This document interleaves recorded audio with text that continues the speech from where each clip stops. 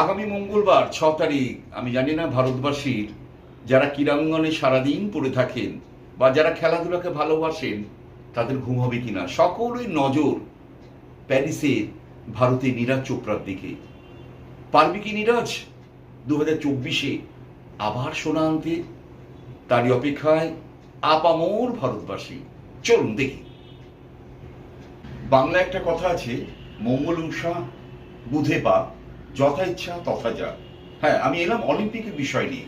নীরজ চোপড়া আগামী মঙ্গলবার 6ই অগাস্ট তিনি মাঠে নামছেন। পারবেন কি টোকিও অলিম্পিকের মতন ভারতবর্ষকে জ্যাভলিনে আবার নতুন করে সোনা এনে দিতে? আমরা সকলেই বা আপামর ভারতবাসী তাকিয়ে আছে নীরজ চোপড়ার দিকে।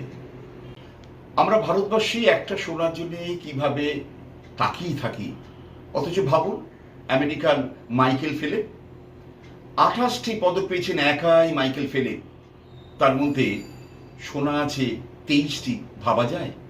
কার্ল লুইসের কথাই ভাবুন না। কার্ল লুইস তিনিও কিন্তু 9টি সোনা পেয়েছেন। উইনস্টন বোল্ট তার 100 মিটার দৌড় এখনো সেই রেকর্ড কিন্তু কেউ ভাঙতে পারেনি। তিনি 3বার গোল্ড পেয়েছেন অলিম্পিকে।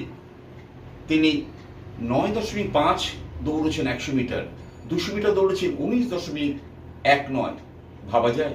রেকর্ড এখনো অক্ষত আছে কার্ল লুইসের। তারপর গ্যাটলিনের কথা বলতে হয়, তিনি অলিম্পিকে সোনা পেয়েছেন, দৌড়িয়েছেন 9.74 মিটার সময় নিয়েছেন। আর এক বিখ্যাত খেলোয়াড়ের কথা বলি, জাস্টিন গ্যাটলিন 9.74 সেকেন্ড নিয়েছেন 100 মিটার দৌড়, অলিম্পিকে সোনা পেয়েছিলেন।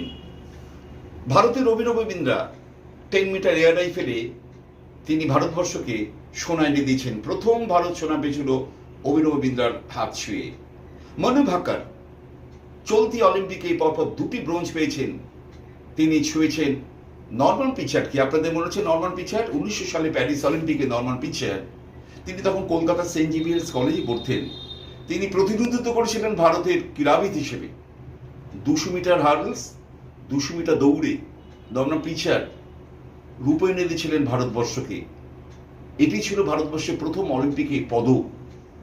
দেখা যাক আগামী মঙ্গলবার আমাদের নীরজ চোপড়া কি করেন। ভারতে আবার কি সোনা আসবে নীরজের হাত ধরে? তারই অপেক্ষায় 140 কোটি ভারতবাসী। নীরজ, জয় নীরজ, জয় নীরজ, জয় নীরজ। কেমন লাগলো পরিসংখ্যান? যদি ভালো লাগে শেয়ার করবেন, সাবস্ক্রাইব করবেন। দেখা হবে পরবর্তী একটা সুন্দর ভিডিও আমি নিয়ে আসবো অলিম্পিকে কেন্দ্র করে। নমস্কার।